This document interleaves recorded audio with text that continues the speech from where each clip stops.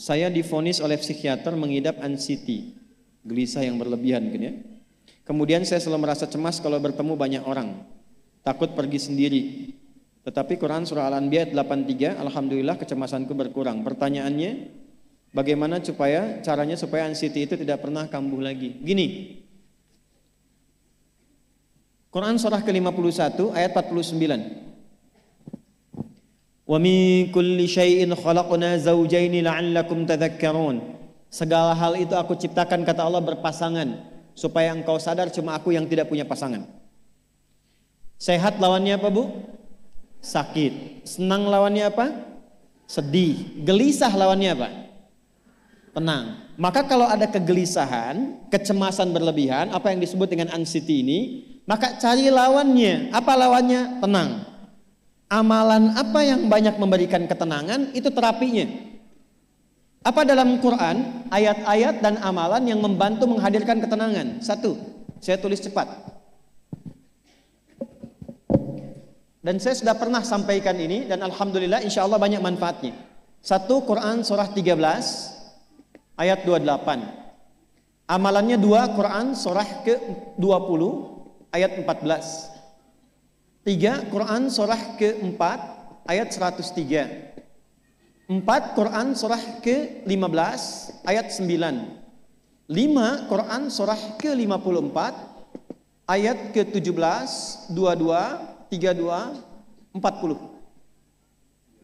Ini untuk anxiety atau kecemasan berlebihan. 1, Quran surah 13 ayat 28. Perhatikan kalimatnya. Pelan-pelan, Bu. Ibu kalau gelisah, cemas itu adanya di hati atau di fisik? Dari hati baru mengalir ke pikiran kan? Baik, perhatikan bagaimana cara menenangkan hati sehingga pikiran ikut tenang. Ini langsung dari Allah. Ala bidzikrillahi tatma'innul qulub. Kata Allah, ala, yakinkan pada dirimu. Fokus. Ala itu harful istikhbar wa taukid, huruf yang berfungsi membuka informasi dan meyakinkan. Jadi kalau ibu ingin tenang, ada yang divonis cemas berlebihan, anxiety, pertama kata Quran mesti yakin dulu nih. Lawan itu yakinkan pada diri. Bidzikrillahi, dengan banyak meningkatkan zikir kepada Allah, tatmainnul qulub, dampaknya ke hati memberikan ketenangan. Jadi rumus cepat menghilangkan kegelisahan, obat yang pertama kata Al-Quran, zikrullah. Apa obatnya? Amalan zikrullah ada 4.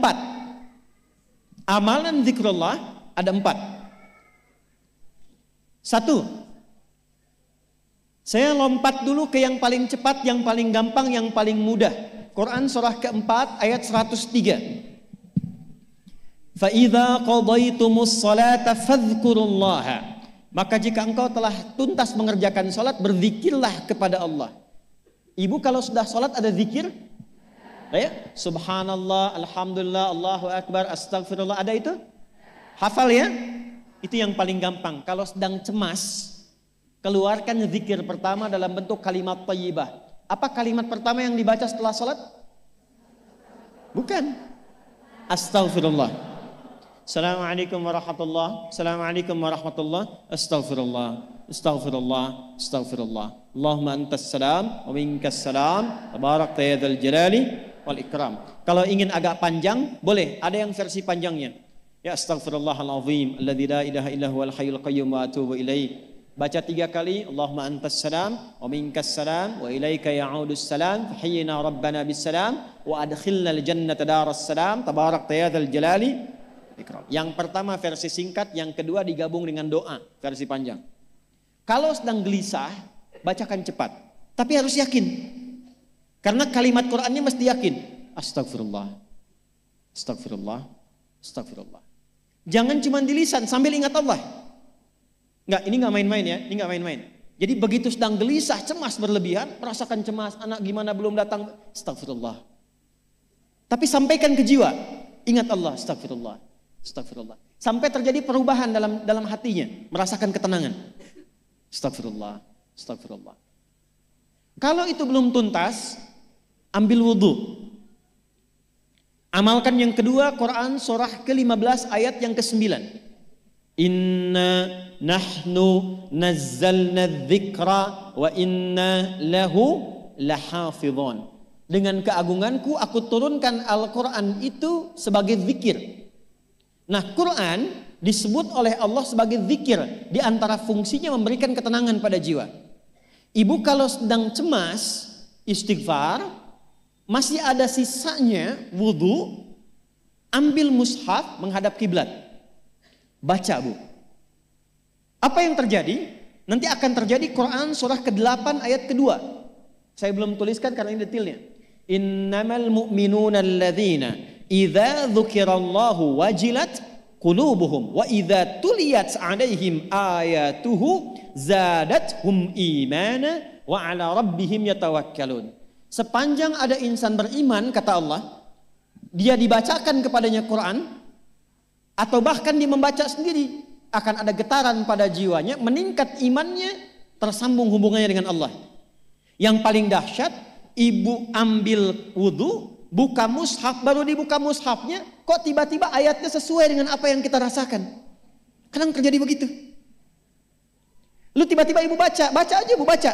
Tapi bacanya bukan cuma di lisan, sambungkan lisan dengan kolbu. Kalau tahu, cari surat-surat yang sesuai dengan kebutuhan. Misal, maaf ya Bu ya, ada yang menganggap misalnya ibu nggak punya kelebihan, ditinggalkan oleh teman, dikecilkan bahkan oleh pasangan sendiri, buka surat Ad-Duha, buka surat Al-Insyirah. 2 aja dulu. Baca dengan tulus, mengalir ke hati.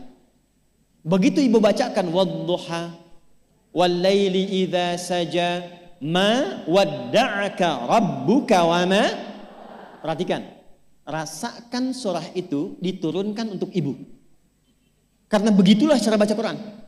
Kata para ulama, kalau kita ingin merasakan kenikmatan baca Al-Quran, rasakan saat baca, surat itu diturunkan untuk kita.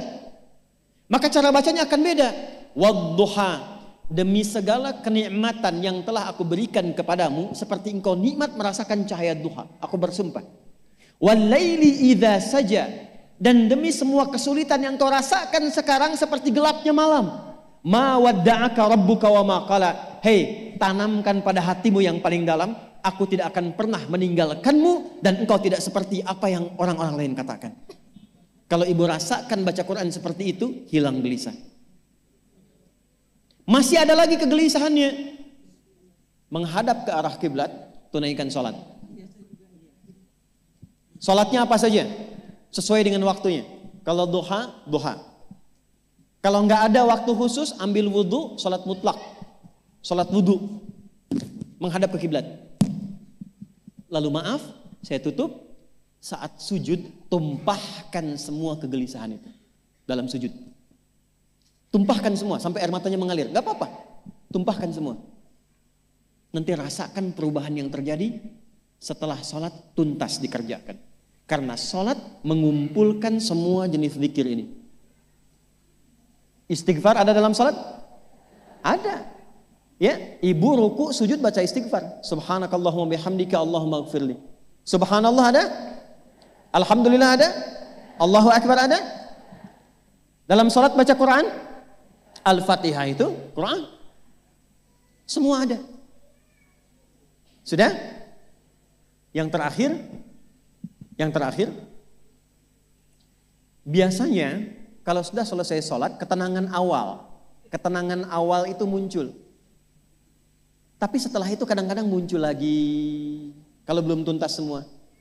Maka praktekkan isi surat Al-Insyirah. Ini penutupnya. Inna ma'al usri fa inna ma'al usri. Apa artinya insyirah? Insyirah itu suasana hati yang lapang, selapang-lapangnya seakan-akan gak ada beban lagi. Maka kata Allah, kalau hatimu ingin lapang dan tidak pernah merasakan ada beban lagi, maka perhatikan. Alam nashrah. Hei, masa engkau merasa cemas, gelisah dan berlebihan hanya karena masalah yang sekarang kau hadapi? Bukankah dulu banyak ribuan masalah yang telah aku selesaikan? Jadi kalau ibu mengalami masalah sekarang, jangan sampai larut sedih dengan masalah yang sekarang. Yakin dulu pun banyak masalah selesai juga. Alam nashrah. Lalu apa yang harus dilakukan? Kata Allah, seberat-beratnya beban, tanamkan keyakinan pada jiwamu. Inna ma'al usri, semua ini pasti selesai. Pasti ada solusinya. Pasti selesai. Inna ma'al usri yusra itu bahasa singkatnya begini, pasti selesai. Pasti tuntas. Yakin Allah sudah jamin pasti tuntas. Jelas?